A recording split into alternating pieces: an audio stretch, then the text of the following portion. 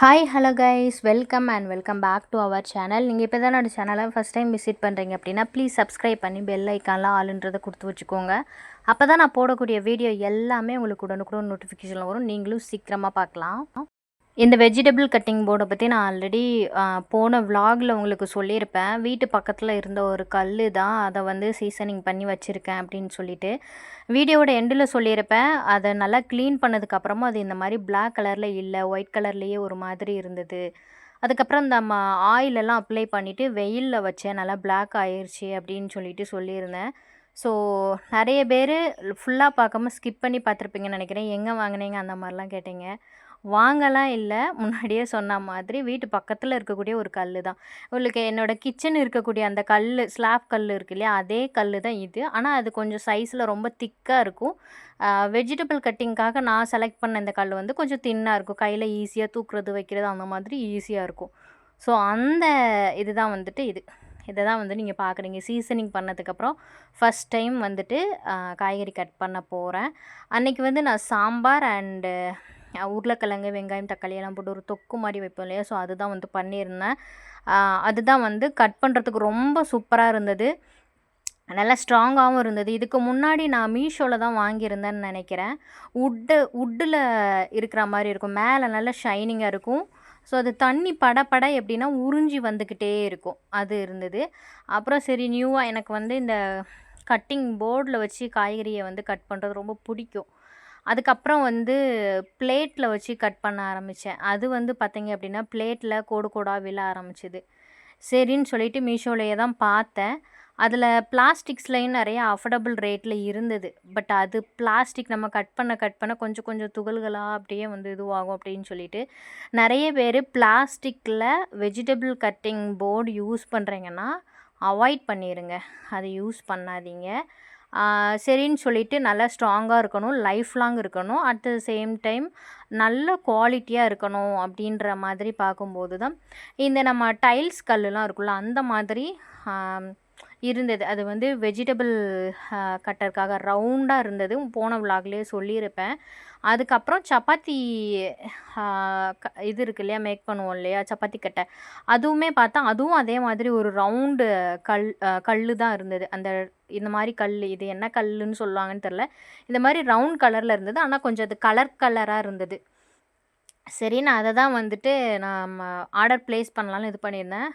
But எனக்கு அதுக்கு முன்னாடி இந்த மாதிரி ஒரு இது கிடச்சிச்சு, சீசனிங் பண்ணி வச்சுட்டேன். நம்ம மற்ற ஏதாவது போர்டு வாங்கினோம் அப்படின்னா கூட கொஞ்சம் கொஞ்சமாக கட் பண்ணி இமிடியேட்டாக அந்த பாத்திரத்தில் போடுற மாதிரி இருக்கும். பட் இதில் ஃபுல் காய்கறியுமே கட் பண்ணிவிட்டு அதுக்கப்புறம் தான் நான் போடவே செஞ்சேன். அதே மாதிரி இதில் சப்பாத்தி பூரி இது பண்ணுறோனாலும் இதிலே வந்து நம்ம பண்ணிக்கலாம். ரொம்ப நல்லா இருந்தது. இந்த மாதிரி உங்கள் வீட்டில் ஏதாவது இருந்தது அப்படின்னா அதை நீங்கள் யூஸ்ஃபுல்லாக இது பண்ணிப்பீங்களா அப்படின்றத வந்து கண்டிப்பாக கமெண்ட் பாக்ஸில் கமெண்ட் பண்ணுங்கள். ஸோ இந்த வீடியோவில் day in my life, so morning routine மட்டும், அப்புறம் கொஞ்சம் கொஞ்சம் கிளிக்ஸ் எல்லாமே ஆட் பண்ணி ஒரு ஷார்ட்டாக இருக்கக்கூடிய ஒரு விலாகாக வந்துட்டு போட்டிருக்கேன். சாம்பாருக்கு வந்து காய்கறிகள் எல்லாமே போட்டு வைக்கலாம் அப்படின்னு சொல்லிட்டு எல்லா காய்கறிலையும் கொஞ்சம் கொஞ்சமாக வந்து எடுத்துக்கிட்டேன். உங்களுக்கு வந்து குக்கிங்க்கு ஒரு சில டிப்ஸ் எல்லாமே நான் சொல்கிறேன். என்னென்னு பார்த்தீங்க அப்படின்னா, நீங்கள் சாம்பார் வைக்கும்போது காய்கறி கட் பண்ணுற டைமில் பருப்பை வந்து ஊற போட்டுக்கோங்க. அப்போ சீக்கிரமாக வந்து உங்களுக்கு பருப்பு குக் ஆயிரும். அது போக அதை கழுவிட்டு அந்த தண்ணியை செடிக்கு ஊற்றிடுங்க. அது ஒரு டிப். பார்த்தீங்க அப்படின்னா, அதை வேக வைக்கும்போது நீங்கள் கோகோனட் ஆயிலோ இல்லை நீங்கள் எந்த ஆயில் சமையலுக்கு யூஸ் பண்ணுறீங்களோ அந்த ஆயிலை ஒரு 2-3 ட்ராப்ஸ் வந்து போட்டுட்டு வேக வைக்கும்போது டக்குன்னு வெந்துடும், நல்லா குலைவாக வெந்துடும். மத்து போட்டு கடையணுன்ற கட்டாயமே இருக்காது, அவ்வளோத்துக்குள்ளே குலைவாக வெந்துடும். அது ஒரு இது. ஸோ நீங்கள் ஒரு 10 நிமிஷம் ஊற போட்டால் கூட சூப்பராக வந்து உங்களுக்கு இதுவாயிரும். இது ரெண்டையும் வந்துட்டு கீப் அப் பண்ணிக்கோங்க. அதுக்கப்புறம் பல்லாரி கட் பண்ணும்போது உங்களுக்கு வந்து கண் எரியுது அப்படின்னா அதை உரித்து 2ஆக கட் பண்ணி தண்ணிக்குள்ளே போட்டுட்டு அதுக்கப்புறம் நீங்கள் கட் பண்ணும்போது உங்களுக்கு அந்த கண் எரிச்சல்ன்றது வந்து இருக்காது. அண்ட் வந்து குழந்தைங்களுக்கு இந்த மாதிரி சூப் அந்த மாதிரி பண்ணும்போது தனித்தனியாக வந்து ஒரு காய்கறி 2 காய்கறி போட்டு பாயில் பண்ணி பண்ணாமல் இந்த மாதிரி சாம்பார் வைக்கிற டைமில் ஃபஸ்ட்டு நீங்கள் வந்து பாயில் பண்ணி வச்சுப்பீங்க இல்லையா, அதாவது பருப்பை வந்து பாயில் பண்ணி வச்சதுக்கப்புறம் அடுத்து காய்கறி போடுவீங்க. சில பேர் வதக்கி பண்ணுவீங்க. இந்த மெத்தடில் சாம்பார் வைக்கிறீங்க அப்படின்னா ஃபஸ்ட்டு பருப்பை வேக வச்சதுக்கப்புறம் செகண்ட் வந்து காய்கறியை வேக வச்சு 2யும் ஒன்றா போட்டு நீங்கள் இந்த மெத்தடில் சாம்பார் வைப்பீங்க அப்படின்னா அந்த டைமில் கொஞ்சம் எக்ஸ்ட்ரா தண்ணி ஊற்றி நீங்கள் வந்து பாயில் பண்ணி எடுத்துக்கோங்க. அதுலேருந்து எத்தனை பேருக்கு நீங்கள் வந்து சூப் பண்ண போகிறீங்களோ அத்தனை டம்ளர் அந்த சூப்லேயே ஃபில்டர் பண்ணி எடுத்துக்கோங்க. அதுக்கப்புறம் அதில் வந்து நீங்கள் கொத்தமல்லி, புதினா அந்த மாதிரி போட்டு கூட குடிக்கலாம். ஸோ உங்களுக்கு ஒரு டைம்லேயே வந்து 2 ரெசிபி பண்ணுற மாதிரி இருக்கும். உங்களோட டைமும் வந்து சேவ் ஆகும். அதுக்கப்புறம் நீங்கள் எந்த சமையல் சமைச்சாலும் தாளிச்சு கொட்டுவீங்க இல்லையா, ஸோ அதுக்கு கொஞ்சமாக வந்து உளுத்தம் பருப்பு இருக்கு இல்லையா, அது நம்ம கடுகு கூடயே போடுவோம். பட் எக்ஸ்ட்ரா ஒரு கொஞ்சமாக எடுத்து நம்ம போடும்போது அண்ட் அது கூடயே கொஞ்சமாக வெந்தயம், எந்த இதுனாலும் சாம்பாராக இருக்கட்டும் எதுவாக இருக்கட்டும் அதில் நீங்கள் போடும்போது அதோட டேஸ்ட் வந்து டிஃப்ரெண்ட்டாக இருக்கும். அண்ட் அதுக்கப்புறம் நிறைய பேர் வந்து இந்த மாதிரி காய்கறி கழுவுறது இந்த தண்ணி எல்லாமே வந்து சும்மா வந்து நீங்கள் அந்த வாஷ் பேஷன்லையோ இல்லை எதுலேயோ அப்படியே விடுவீங்களே, அப்படி விடாமல் நீங்கள் செடி வளர்க்குற இடத்துலையோ இல்லை வந்து சும்மா மண்ணில் அந்த மாதிரி ஊற்றும்போது மழை சீசன்லாம் அதுவாகவே இந்த கத்தரிக்காய், தக்காளி எல்லாம் க்ரோ ஆகி வரும்.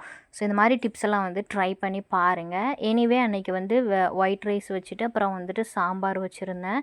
ஸோ சாம்பார் வச்சதுக்கப்புறம் அது கூடவே நான் சொன்னேன் இல்லையா அந்த தொக்குமே பண்ணியிருந்தேன். அன்னைக்கு டே வந்து அப்படி தான் போச்சு.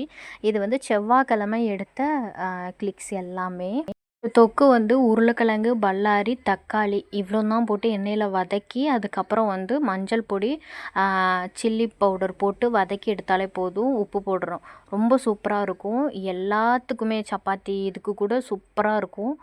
நான் அதிகமாக சாப்பிட்டு வளர்ந்த ஒரு தொக்குன்னா அது இது தான். யாருக்கெல்லாம் பிடிக்கும் அப்படின்றத கமெண்ட் பாக்ஸில் கமெண்ட் பண்ணுங்கள். அதுக்கப்புறம் வந்து கொஞ்ச நேரம் சமைச்சு முடிச்சதுக்கப்புறம் நான் ஹஸ்பண்ட் எல்லோரும் உட்காந்து கொஞ்சம் பேசிக்கிட்டே இருந்தோம். இது வந்து ஸ்லோ மோஷனில் வீடியோ எடுத்திருக்கேன். அதனால தான் இந்த மாதிரி இருக்குது. பூனைக்குட்டிகள் கூட விளாண்டுட்டு பேசிக்கிட்டு அப்படியே வந்து இருந்தேன். ஸோ அதுக்கப்புறம் கொஞ்சம் ஒர்க்லாம் இருந்தது. முடிச்சதுக்கப்புறம் தூங்கினேன். அதுக்கப்புறம் எழுந்ததுக்கப்புறம் ஈவினிங் இது பார்த்தீங்க அப்படின்னா ஃபுல்லாக ஈவினிங் வந்து செடிகளுக்கெலாம் வந்து தண்ணி பாய்க்கலாம் அப்படின்னு சொல்லிட்டு இது பண்ணும்போது தான் மாதுளை வந்து இப்போ சீசன் ஆரம்பிச்சிருச்சுன்னு நினைக்கிறேன். எங்கள் வீட்டு பக்கத்தில் எங்கள் கார்டனிங்கில் ஒரு மாதுளை செடி உண்டு. அதில் வந்து 3 பூ வச்சுருந்தது. இந்த செடியை பொறுத்த வரைக்கும் நிறைய பூ பூக்கும். ஆனால் 1, 2 காய் தான் வைக்கும். அதுக்கு ஏதாவது உரம் அந்த மாதிரி வைக்கணும். கொஞ்ச நாளாக நல்ல கூராப்பாக இருந்தது மழை வர்ற மாதிரி. இப்போ 2 நாளாக பயங்கர வெயிலாக இருக்குது. அதனால் காற்றும் அடிக்குது, வெயிலும் அடிக்கிறதுனால செடிங்களுக்கு 2 நாளைக்கு ஒருக்கா தண்ணி பாய்ச்சா கூட ரொம்ப ட்ரை ஆன மாதிரி இருக்குது. ஸோ அப்படியே ஈவினிங் வந்து செடிகளுக்கெல்லாம் தண்ணி பாய்ச்சிட்டு அப்படியே உட்காந்துட்டு அந்த பறவைகள் சத்தம் அப்படியே வந்து டைம் ஸ்பெண்ட் பண்ணிகிட்டே இருந்தேன். இந்த வியூ பாருங்களேன், பார்க்குறதுக்கு எவ்வளோ அழகாக இருக்குது. ஃபோனில் பார்க்குறத விட நேரில் எனக்கு இன்னுமுமே சூப்பராக இருந்தது. எத்தனை பேர் வந்து இந்த மாதிரி உங்கள் ஏரியாவில் இருக்கக்கூடிய வியூ வந்து ரொம்ப ரசிப்பீங்க அப்படின்றது வந்து கமெண்ட் பாக்ஸில் கமெண்ட் பண்ணுங்கள். தண்ணியெல்லாம் பாய்ச்சதுக்கப்புறம் அப்படியே ஃப்ரெஷ்ஷப் ஆகிட்டு கொஞ்ச நேரம் அப்படியே உட்காண்ட்ருந்தேன். உட்காண்ட்ருக்கும்போது தான் வானத்தை பார்த்தா நிலா இவ்வளோ பியூட்டியாக இருந்தது. என்ன மாதிரியே அதுவும் தனியாகவே இருந்தது சொல்லிகிட்டு இருந்தேன். அதுக்கப்புறம் நைட்டு வந்து பார்த்திங்க அப்படின்னா நான் உள்ள வீட்டுக்குள்ளே உட்காண்ட்ருந்தேன். இவங்க 2 பேரும் எதுக்குன்னே தெரில இப்போ என் கிட்டேயே இருந்துகிட்டே இருக்காங்க. நான் படுத்திருக்கேன்னா என் பெட்டு கீழேயே உட்காந்துட்டே இருக்காங்க. என் கிட்டேயே இருக்காங்க. இதை மாதிரி முன்னாடிலாம் இருக்க மாட்டாங்க. ஏதாவது ரீசன் தெரிஞ்சால் கமெண்ட் பாக்ஸில் கமெண்ட் பண்ணுங்கள். இது அப்படியே நெக்ஸ்ட் டே, அதாவது இன்றைக்கி, அதாவது புதன்கிழமை ஃபிஷ் வாங்கிட்டு வந்திருந்தாங்க. 2 டைப், ஒன்று சாலை, இன்னொரு டைப் அது என்ன மீனுன்னு தெரியலை. உங்களுக்கு அது என்ன மீனுன்னு தெரிஞ்சால் கமெண்ட் பாக்ஸில் கமெண்ட் பண்ணுங்கள். நான் எப்போ மீன் குழம்பு வச்சாலும் இந்த மாதிரி தான் வைப்பேன். தேங்காய், இஞ்சி, அப்புறம் பூண்டு, சின்ன வெங்காயம், பல்லாரி, தக்காளி, பெருஞ்சீரகம், சின்ன ஜீரகம், மிளகு, கொஞ்சமாக வெந்தயம் இதெல்லாம் போட்டு நல்லா வதக்கிடுவேன். அதுக்கப்புறம் பொடி வகைகளில் கொத்தமல்லி பொடி, மஞ்சள் பொடி, வத்தல் பொடி போட்டுப்பேன். பொடி போடாட்டி வத்தல் போட்டுப்பேன். நல்லா வதக்கிட்டு அதுக்கப்புறம் குழம்பாட்டம் வைப்பேன். புளியுமே ஊற போட்டு கரைச்சி ஊற்றி தான் வைப்பேன். எப்பயுமே இப்படி தான் வைப்பேன். எந்த மீனாக இருந்தாலும் இப்படி தான் வைப்பேன். ரொம்ப சூப்பராக இருக்கும். நீங்களும் ட்ரை பண்ணி பாருங்கள். பார்த்துட்டு எப்படி இருக்குன்னு சொல்லுங்கள். நீங்கள் எப்படி வந்து வைப்பீங்க அப்படின்றதையுமே சொல்லுங்கள். சாம்பார், ரசம் இந்த 2த்துக்குமே வந்து லாஸ்ட்டில் நீங்கள் வந்து கொத்தமல்லி, கருவேப்பிலை தூவுனீங்க அப்படின்னா அதோட டேஸ்ட் வந்து ரொம்ப சூப்பராக இருக்கும்.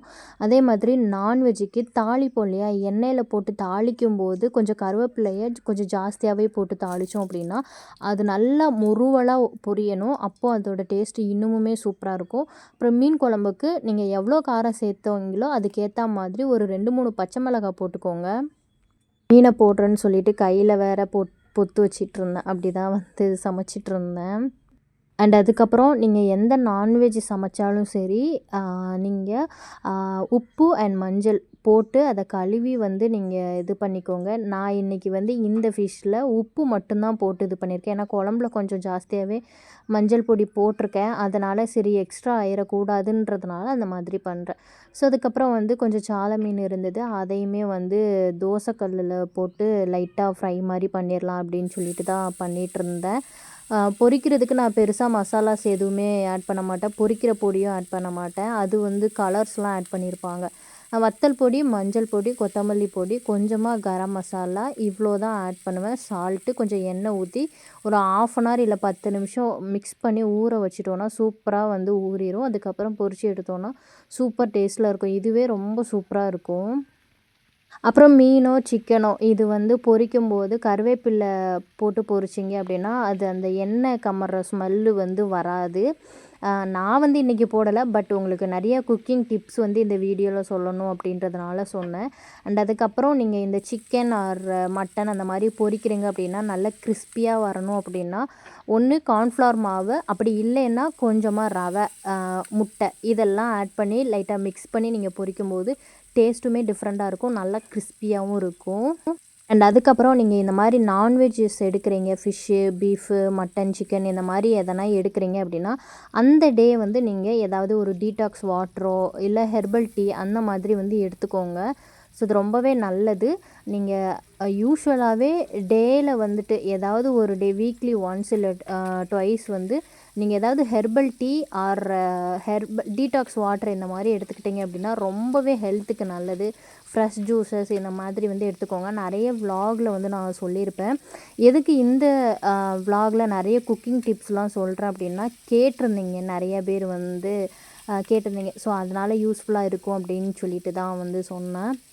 என்னோடய விலாகை கண்டினியூவாக பார்க்குறவங்க எனக்கு ப்ளீஸ் கமெண்ட் பண்ணுங்கள். என்னென்னா நான் முன்னாடி போடுற விலாகுக்கும் இப்போ போடுற விலாகுக்கும் டிஃப்ரென்ஸ் இருக்கும். அது கொஞ்சம் லாங்காக போடுவேன். நிறைய கதைகள் அண்ட் ரியலாக நடந்தது நிறைய ஸ்டோரி சொல்லி வந்து அந்த விலாகை வந்து இது பண்ணுவேன்.